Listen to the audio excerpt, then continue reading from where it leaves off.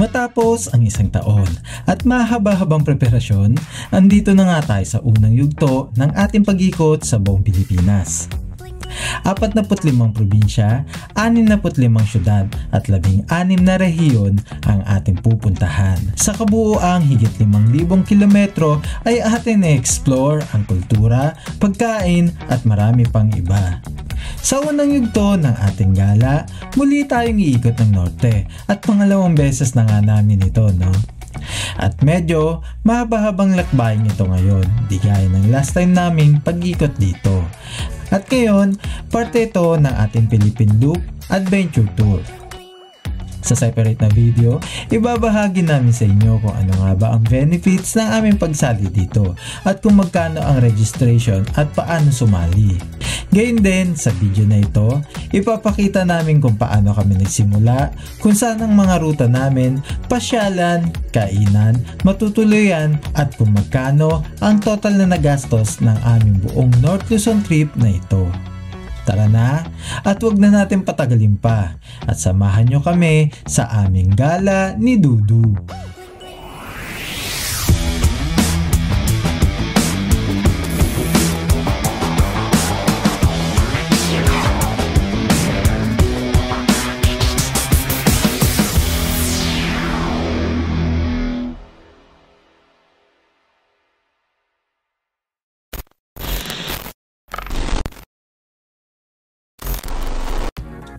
Dito sa Philippine Loop Adventure Tour, para ma-qualified ka as Philippine Looper or naikot mo ang buong Pilipinas, ay need mo daanan ang mga designated checkpoint at ferry point na nilaan ng mga organizer. Sa aming Philippine Loop ay uunahin muna naming ikutin ang norte at dito naman sa norte ay mayroon 6 na checkpoint. Ang Subic Zambales, Alaminos Pangasinan, Atok Benguet, Lawag Ilocos Norte, Apari Cagayan, at ang Baler, Aurora. Kaya muli nyo kami samahan sa pag-iikot namin dito sa norte. 5 AM sana ang original ng aming pag-alis. Ngunit dahil sa mga puyat kami ay mas pinili namin magpahinga ng maayos at 7 AM nga ay dapat makaalis na kami dito sa aming bahay. Dudu, ready ka na sa Philippine Loop natin? Yan, no, paalis na kami dito sa bahay at eksaktong 7:27 na ng umaga. Ang plano namin ay 5 AM kami aalis, pero dahil sa bitin sa tulog, according dito sa manual namin, yung Philippine Loop passport namin. Ayan, so take off na kami ngayon. Tapos fill upan lang namin yung first part nung first page nitong manual na to, nitong passport. Lagay na yung pangalan, participant name, kung ano sasakyan, tapos kung anong araw kami nag-start at saka oras. Yan. So maghanap muna kami, according kasi dito magpapagas muna kami kasi kailangan ng electronic gas receipt. Ayan, ako nakikita nyo. Tapos kung magkano yung pinagas namin, then yung odometer reading natin. So yun, tara at gala na tayo sa gala ni Dudu.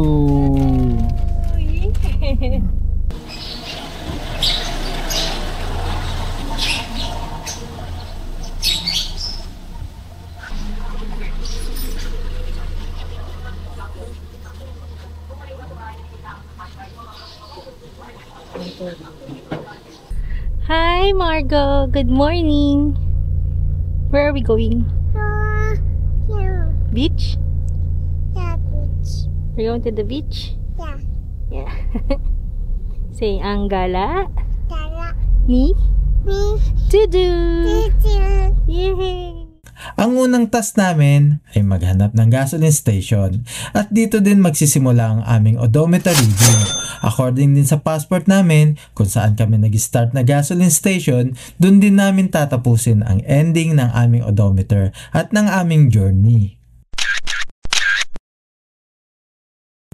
Tara, excited na rin kami sa aming adventure at sinimulan muna namin ito sa panalangin. Lord God, thank you for this day. Thank you for the opportunity that we get to travel as a family, Lord God. And Lord God, pinagpipray ko po na sana magkaroon po tayo ng perfect weather, lalo na ngayon magsisimula na po kami ng travel for our North Luzon loop leg. Thank you, Lord, sa mga blessings na binigay niyo po sa amin, Lord God. Ingatan niyo po kami, ingatan niyo po si Daddy po at si Marcos sa travel po namin ngayong araw na ito, and bigyan niyo po, Lord God, ng presence of mind ng Daddy sa pagdadrive, and sana, Lord God, wala po kaming ma-encounter na any discussions with daan, Lord God.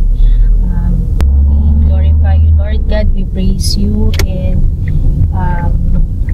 we lift up everything to you, Lord God, for our trip, and in Jesus' name we pray. Amen. Tinahak lang namin ang Osmeña Highway at nag-stage 3 na kami. Dahil nga sa late na rin kami nakalis ay iniiwasan namin ang maabutan ng gabi sa daan.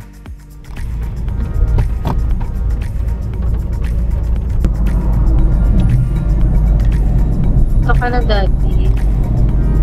Uy! Huwag ka na.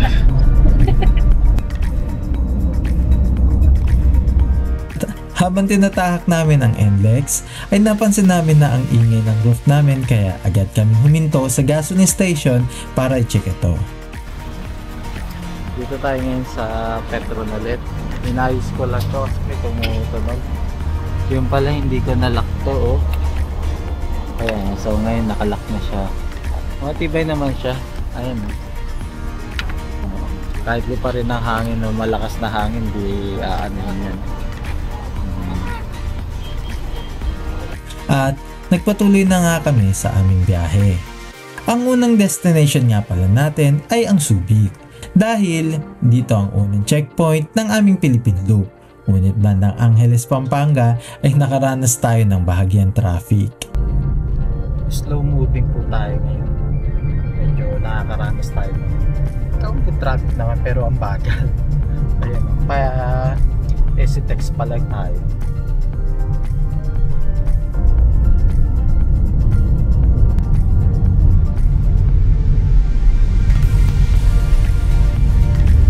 Dapat magbabayan-bayan kami. Kaso anong oras na? Medyo late na rin kasi kami. So, hindi na lang namin na NLEX, SLEX, going to Subic. So far, ang ganda ng panahon ngayon dito. Medyo cloudy siya, pero andun pa rin yung init. Yung kung nakikita nyo naman, tsaka mabagal lang naman takbo ko, gaya niya. O-overtake lang ako.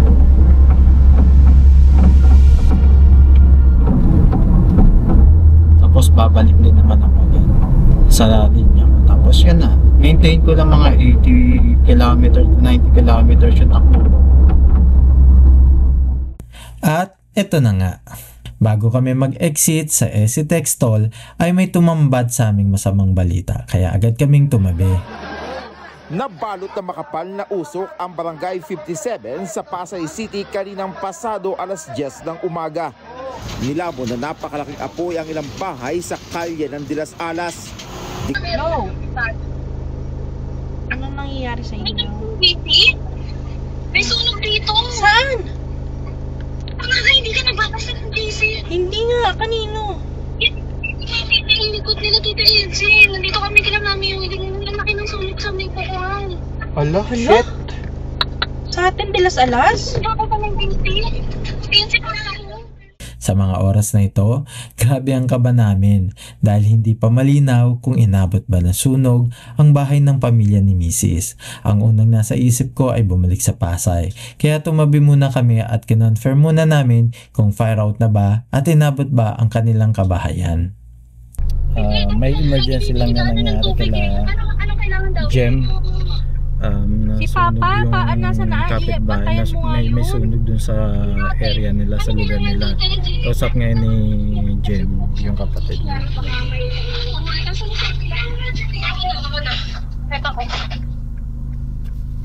Kailangan!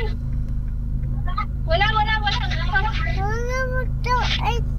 Lalong lungkot ang aming naramdaman para sa kapitbahay ng pamilya ni Mrs. na nasunugan at laking pasasalamat din namin at hindi inabot ang kanilang bahay at iba pa nilang kaanak na kapitbahay lang din ng nasunugan.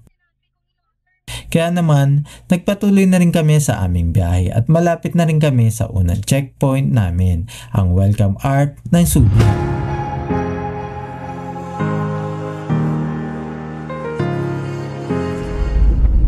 Ayan, papasok na tayo sa arko ng Subic. And doon kasi yung first natin, first checkpoint, no? Yung arko na yon. So magpapapicture lang tayo doon. Then after that, we were going to Tagalog na lang tayo, mapapahiya tayo rito eh. And pagkatapos doon, diretso na kami ng hindi, kakain pala muna kami. Then diretso na kami ng Bulinaw. Ang traffic lang kanina, kaya anong oras na kami nakarating dito eh. Ang haba rin ng traffic sa NLEX kanina. At finally, ay narating na nga namin ang unang checkpoint. Nagpa-picture lang kami dito, matapos ay nagpatuloy na rin kami sa aming biyahe. Tapos na kami sa unang checkpoint, no, which is yung Subic. Ngayon, maghahanap lang kami ng mga kainan, then diretso na kami ng Bulinaw. Dito kami ngayon, kakalagpas lang namin ng art ng Subic. So, ayun, kita-kits tayo. Nasa Bulinaw na kami.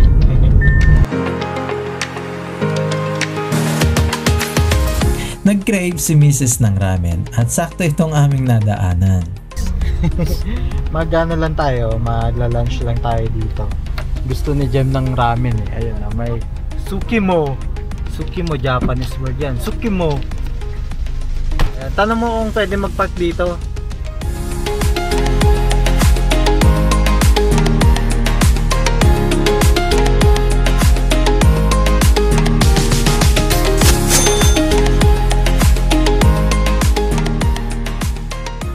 Dumaan lang din kami saglit sa katabing 7-Eleven para bumili ng snacks at drinks.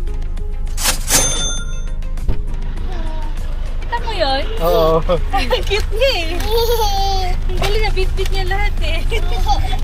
Nagpatuloy lang kami sa aming biyahe at dinaanan ng mga bayan at munisipyo gaya ng San Narciso, Botolan, Iba, Candelaria, Masinloc hanggang sa makarating kami sa aming next destination, ang Bulinaw.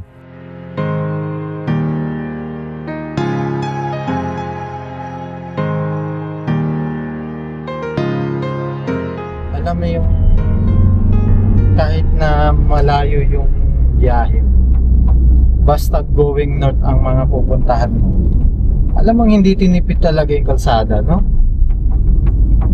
Like pag magbibihikol ka eh, alam mo yun, parang gusto mo mag one way lang. Tapos mag-aeroplano ka na lang pa uwi. Country road, take me home to the place I belong. Sa mga oras na ito, nag-decide na kami na maghanap ng ibang campsite dahil abutan na kami ng dilim sa daan pag tinuloy pa namin pa Bulinaw. Original plan namin talaga ngayon, and on the way na naman talaga kami sa Bulinaw. Kaso, aabutan na kami ng gabi. Kaya napag-desisyon na namin ni Jem na kung saan may malapit na pwedeng kami makapag-camping, car camping, doon na lang kami doon na lang kami mag-stay. And naghanap-hanap naman si Jem ng mga resort, mga beach resort malapit sa dagat. Pwede kami makapag-camping. Ano yung na search mo, mami? KM, ano ba yan? 38. Ano? KMM 38. Ayun, doon kami papunta ngayon. On the way na kami doon.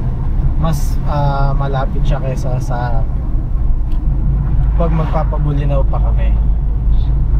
So, ayun. Rated siya sa Agno. Agno. Bulinaw doon pa sa dulo. So, abutin na kami ng dilim, hindi na kami makakapag-pitch ng tent. So pipilitin namin abot ng maliwanag pa dun sa KMM 38 yun. At dun na kami mag-pitch ng tent at mag-stay for a night. At ayun na nga, instead sa Bulinaw, dito na kami sa Agno, Pangasinan, magpapalipas ng gabi. Pagpasok namin sa Agno, medyo nakaramdam na ako ng kaba dahil di ko alam kung naliligaw na ba kami at walang signal sa lugar. Naliligaw na tayo ah. Magbabaliktad na ba ako ng brief? Ha?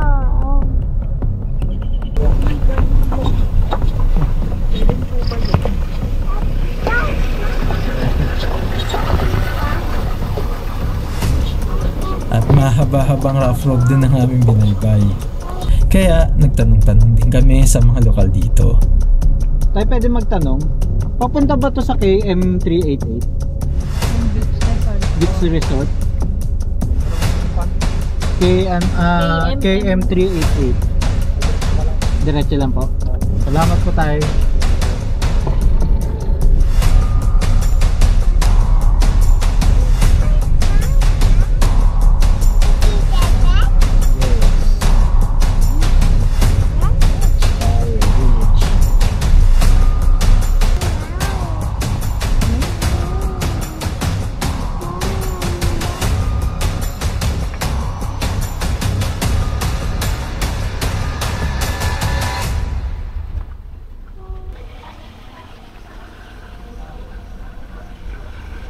Finally, narating na namin itong KM 388 Beach Resort dito sa Agno, Pangasinan.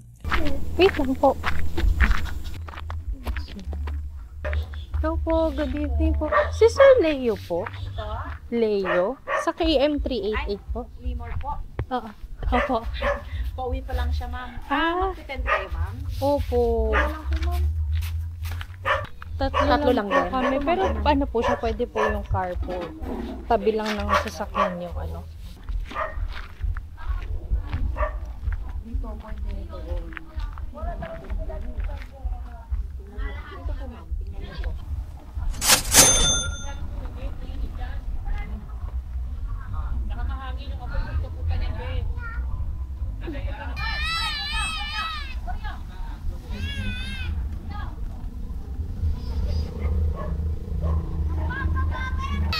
Para sakto po. Matigas-tigas po yun. Oh, matigas dito, ma'am. Minsan, hanggang doon pa yun yung ano nila. Oo. Dito tayo. Teka lang, medyo haggard na ako at ginabi na kami rito. May nakakasabay kami isang grupo dito at same kami ng dinaanang way at napagkwentuhan namin yung experience papunta dito. Napakahirap, grabe. Hindi ko akalain na ganun yung ano. Nakakasalubog na namin, naka 4x4 One way pa. One way lang, di ba? Buti nga yung mga nakasalubong namin, yung may malaking space na. Hindi yung doon sa mga may mga four wheels din kami na nakasalubong. Tapos may nakasabay din kami pupunta rito. Yun din ang pinin nyo, yan din? No, same din. Kaya akala ko nga naliligaw na kami. Ang hirap abutan ng gabi doon. Ang hirap. Walang ilaw pala. Actually, dyan na kami, nabutan na kami ng gabi dyan. At least nandyan na.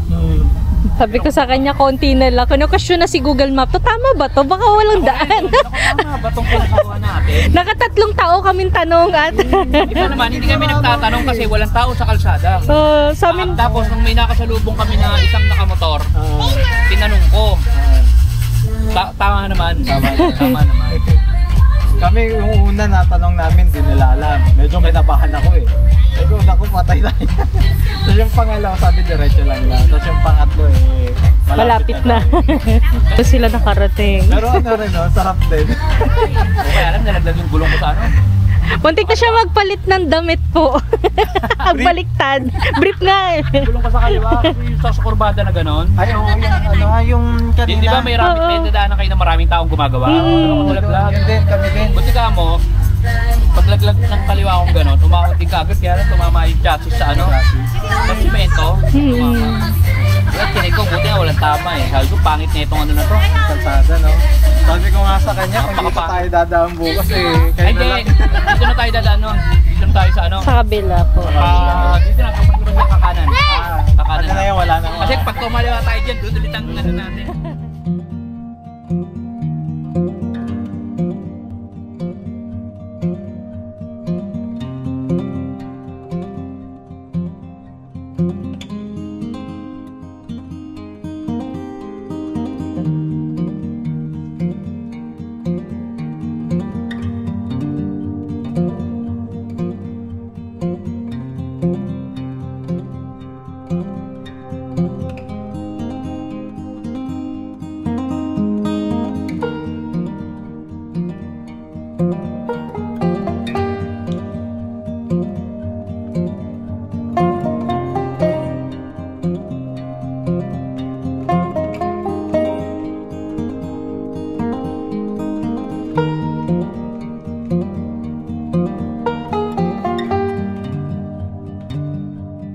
Kain tayo, si Mami nagluto.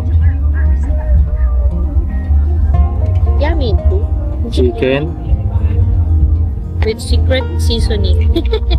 Wow, Dudu, ang cute-cute Dudu here ah. Nice naman ng Dudu. Dapat pala kabangan. Oo. Ayun nga, kanina, pagpunta namin dito, nakita nyo naman yung video. Grabe. Grabe yung ano. Yung ang lalalim nung dinaanan namin, lubak-lubak. Which is ang layo rin, no? Parang 1 oras din papasok dito, no? Pero 15 minutes lang daw. Oo. Yung pala, ibang kalsada dapat yung dinaanan namin. May kalsada pala tayo na papunta. Kuya. Opo. Nakipagkwentuhan lang din kami sa may-ari ng resort na isa ding Eagles at itinuro sa amin ang way namin palabas para bukas. Nagpahinga na rin kami dahil kinabukasan ay dediretso naman tayo ng Baguio City.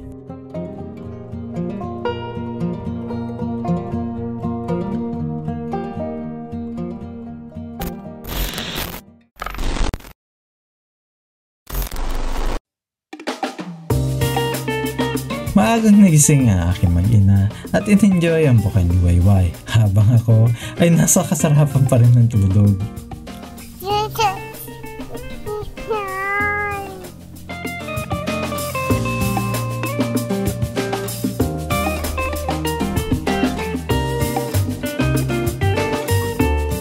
Kape-kape muna tayo habang nagpe-prepare ng almusal si Jem.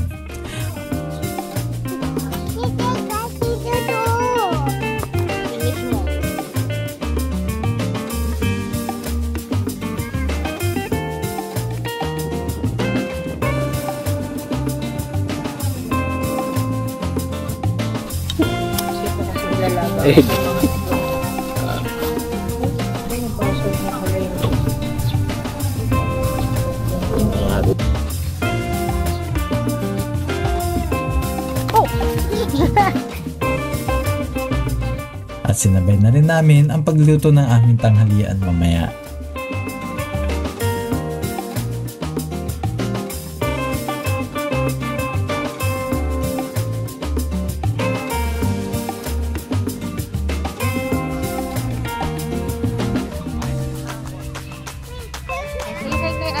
Hi, ate. Hi. What's your name po? Hi, ate Pauline. Ayan na. So, nakakapag-church tayo dito sa ating papack up na kasi kami. So, pauwi na kami. So, ito ang ating EcoFlow. Ayan, lang ko lang muna nilapag. Ayan na. Church siya. Mataas ang 42 watts niya lang. Babala. Okay naman. Ayan, so.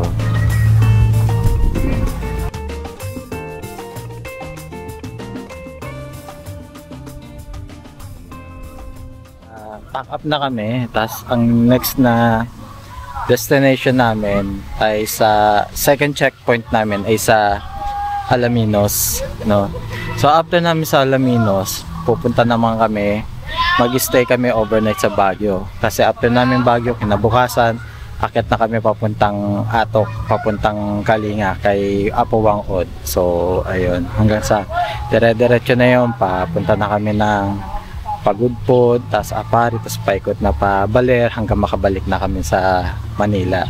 So ayan, ito na lang, nagsasaing na lang, pinatay na lang na maluto yung kanin namin. Tapos si Jem nagluto ng minudo, ay adobo pala, adobo. Yan, so ayan, nagpa-pack up na ako, Spanish na rin.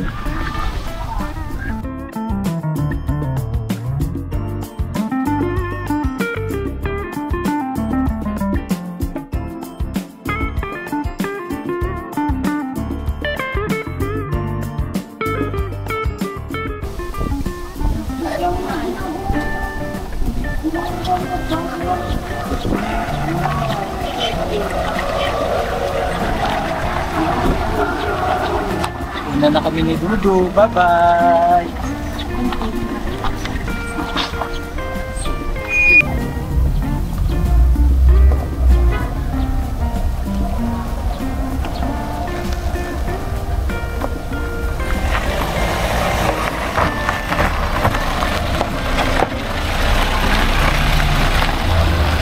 Bye-bye! Ito, yung tinurong daan sa amin ng may-ari ng resort na daang walang lubak, which is ito dapat ang tamang daan pag pupunta kayo sa KM38 Beach Resort at hindi yung ruta namin kahapon. Ngayon, papunta na kami sa Alaminos para sa second checkpoint namin dito sa ginaganap namin na Philippine North Luzon Loop, no? At after namin mag-Alaminos, diretso naman kami sa Baguio. Doon naman kami mag-overnight kasi kinabukasan pupunta naman kami sa Atok Picket at diretso na kami kaya Apo Wangod sa Buscalan. Mag-overnight din kami doon, mga 2 days kami doon sa Buscalan. So ayun, ngayon on the way na kami sa Alaminos. Roughly mga 1 hour yung travel time namin. Tapos ayun, kung kahagabi sobrang rough road yung mga dinaanan namin na munti ka na magpalit ng brief eh. Kala ko naliligaw na kami yung pala mali talaga yung dinaanan namin. So etong dinadaanan namin ngayon, kung nakikita nyo naman sa video, ang ganda, ang sementado siya, wala siya mga rough road or mga lubak-lubak na makikita. Ang ganda ng kalsada kung makikita. So ayun, Fast forward sa ating video, ay malapit na nga kami sa second checkpoint namin, ang Alaminos, Pangasinan.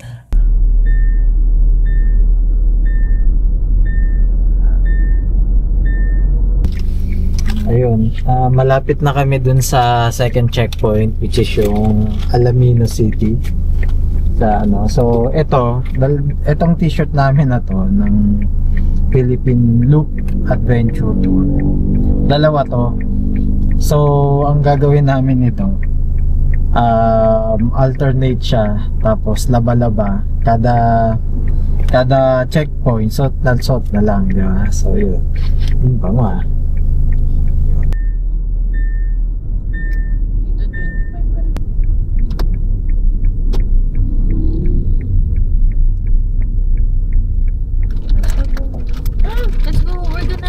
First, and then you can have Yun na, City of Alaminos.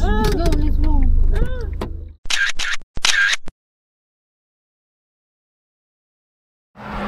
Dito na tayo ngayon sa Arco ng Alaminos, Pangasinan. Ito yung second checkpoint natin, no? So ngayon, pupunta na tayo ng Baguio City. Tapos doon tayo mag-overnight ngayon. So kung nakikita niyo yung gas consumption namin, no? Actually diesel hindi gas eh. Yung diesel namin from Pasay going to Subic, going to Cabawangan Beach, at ngayon nasa Alaminos, Pangasinan na kami sa aming second checkpoint. Ang pinaka total consumption pa lang namin ay 409, pero yung 409 kilometers, pero yung gas namin or yung diesel namin ay nasa kalahati pa lang. So ngayon papunta kami ng Baguio, titignan natin kung aabot sa Baguio tong gas natin.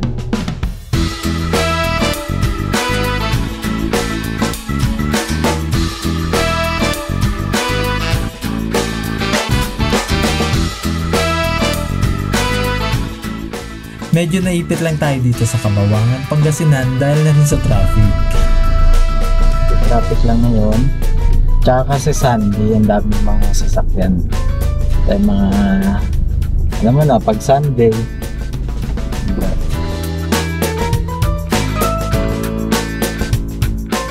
Pampatanggal ng bagot sa biyahe ay ilang oras din akong pumunta. At syempre, di ko na ipaparinig sa inyo. Baka di nyo na ituloy panoorin itong video.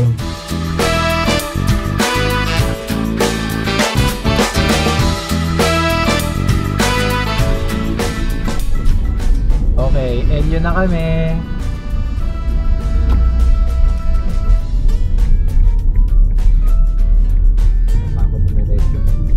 Yan, yun doon yung paliko. Yung pag diniretso mo yun ano na.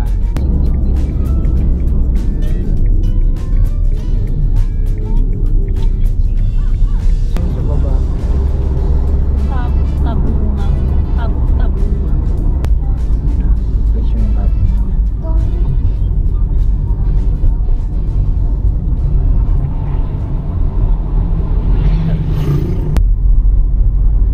Ayan, paakyat na kami ngayon ng Baguio, no? Dito kami sa Quezon Road dumaan, pero may pinadaan sa akin.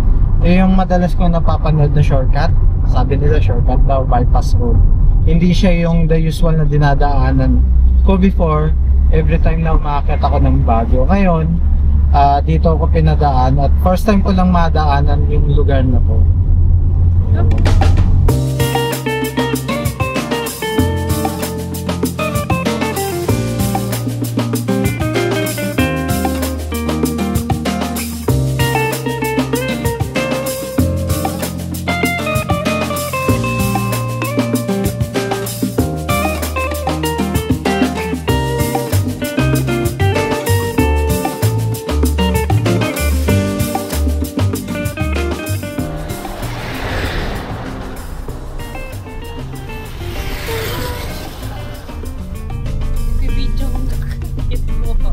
Yung video ang dudo. Video siya ng mountain. Wow, mountain. Oh, pretty. Pretty mountain. Yan, Baguio na kami. Paakyat na ng Baguio pala, sorry. Dito kami ngayon sa Quezon Road. May portion na traffic or dahil natin dahil sa ginagawa.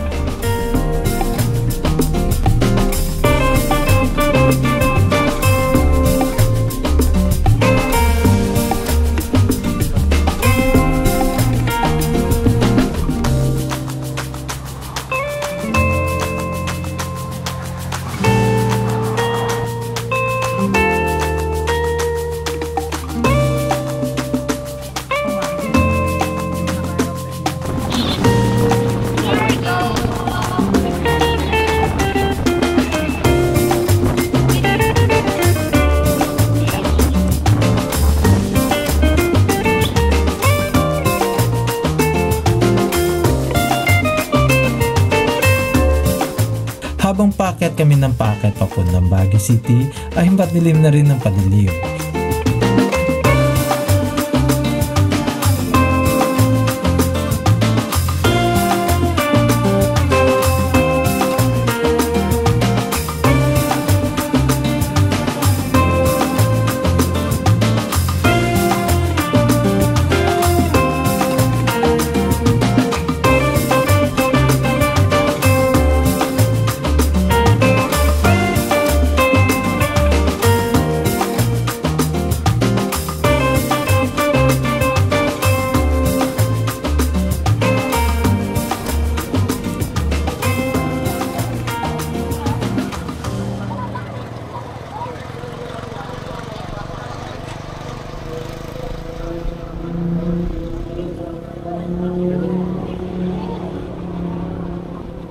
Dinaanan na rin muna namin itong Lion's Head dahil 6 months pa lang si Dudu nang unang makarating dito sa Baguio. Yay! Nakaabot pa tayo! Oh, ginabi nga lang tayo. Oh, Dudu! Second time ni Dudu rito, nung unang punta niya rito, 6 months old pa lang siya. Inabutan na nga kami ng dilim sa daan na sinamahan pa ng pag-ulan. At dumaan muna kami sa SM Baguio para kumain bago dumiretso sa aming tutuluyan. Do. Ito, gulo-gulo ng buhok ni Dudo hindi man lang inaayos Kahit yung nanay, gulo-gulo rin naman ng buhok. Pizza na? Naghahanap lang kami ng makakainan. Parang gusto ko mag-ramen. May ramen doon. Marang kami Ayun. Medyo maulan ngayon dito sa Baguio. Tinitignan namin kung if ever na malakas pa rin ang ulan until tomorrow, ang gagawin namin, mag-stay na muna kami dito sa Baguio. And then, imumove lang naman namin yung yung Paatok Benguet. Kasi ang hirap makipagsapalaran or ang hirap mag-drive ng basa yung kalsada maulan, diba? So, safety pa rin namin yung inuuna namin. Napagdesisyon na namin pagkatapos kumain na 2 days na lang kami dito sa Baguio at 1 day na lang kami sa Buscalan. Taliwas ito sa una naming plano. Dumiretso na rin kami sa aming hotel para magpahinga. Dito ito sa Ahong Baguio Transient House na matatagpuan sa 97 Silver, Baguio Benguet. At ito ang kanilang page. Ipiin nyo lang sila at bibigyan kayo ng may-ari ng malaking discount. Napakabait ng may-ari, promise.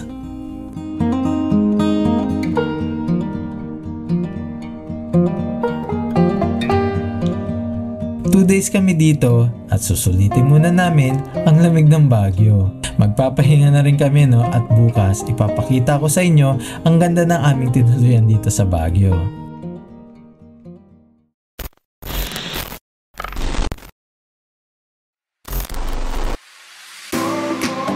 Good morning, Baguio! Kahit summer na, lamig pa rin dito sa Baguio, no? Sa sobrang lamig nga lahat ng muscles ko naninigas. Pakipatay naman ng aircon. Wala akong sunglasses mo na. Wow.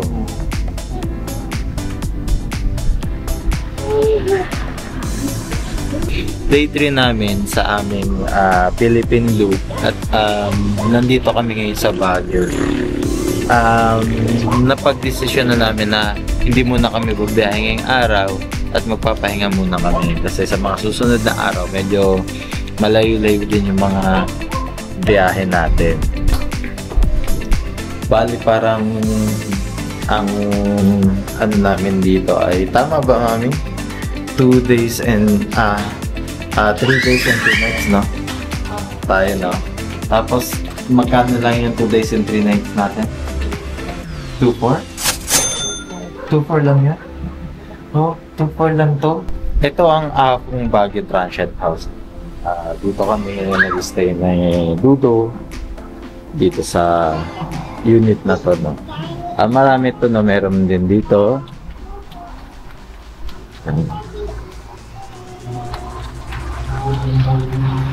Yan, meron din dyan. Tapos may unit din dito sa baba hanggang dun sa pinakamaba. May mga unit yan, no? Tapos dito nakaparado yung sasakyan natin ngayon. Tapos, ay, na-enjoy naman ang aming Dudu. Go inside, Margo. Ayan. Tapos ito ang view mo rito.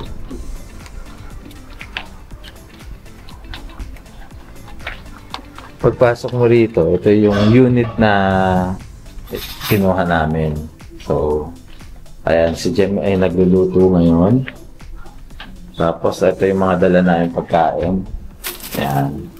Tapos ito yung mga ibang mga namin dala rin. Tapos ito syempre sa kanila to. Tapos may water dispenser din dito. Ayan. Tapos may isa pang kwarto dito.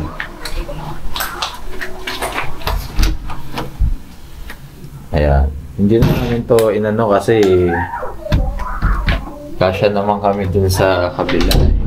So, ayan. Tapos, yung pinakagusto ko dito, itong part na to. Pagpasok mo, ay paglabas mo, ito bubungad sa'yo. Siya nakapaglaba na nga rin si Jem, oh. Yes. Ay, nahulog. Isampay natin. Yan, oh. Tapos nilabang ko na rin yung chinelas ko. Kasi ito yung likod niya. Ayan, may extra chair. Tapos ito ang view mo. Sarap mag-work dito. Ito, open lang natin yan. Oh. Yay! Open na!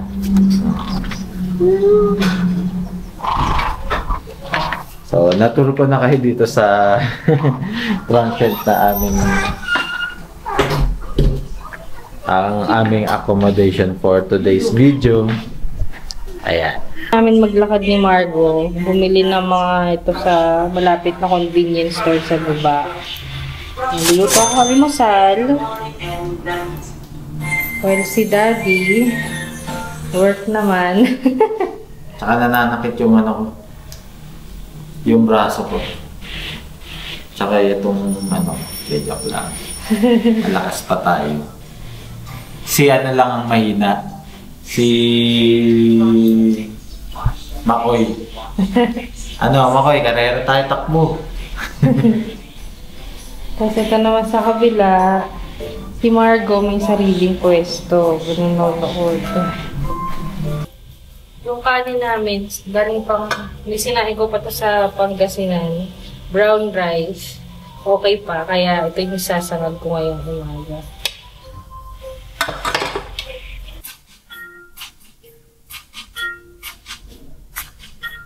Breakfast, mami. Sarap. Wala kaming ibang itinerary today, kundi ang magpahinga lang. At si Jem naman ay may trabaho pa. Sa mga hindi nakakaalam, si Mrs. ay isang accountant. Nakabase sa Singapore ang kanilang company, kaya anywhere basta may internet ay nakakapagtrabaho siya. At ako naman ay isang professional hybrid photographer, videographer at editor. Kaya malaya kami nakaka-travel kung saan saan dahil hawak namin ang aming oras. Sana all. Sa maghapong ito, work at pahinga lang ang ginawa namin. Bitin din kasi kung gagala kami ngayon, kaya sa susunod na balik namin dito sa Baguio, kami gagala. Para sulit na rin at di rin kami naghahabol sa oras. Kinagabihan, lumabas lang ulit si Jem at bumili ng aming iinumin. Tapos si Mami lalabas, bibili na soju namin kasi i-celebrate kami na disperse na aming first wedding anniversary. Hindi na ako papasok sa So, mailaw na yun yung mga stores.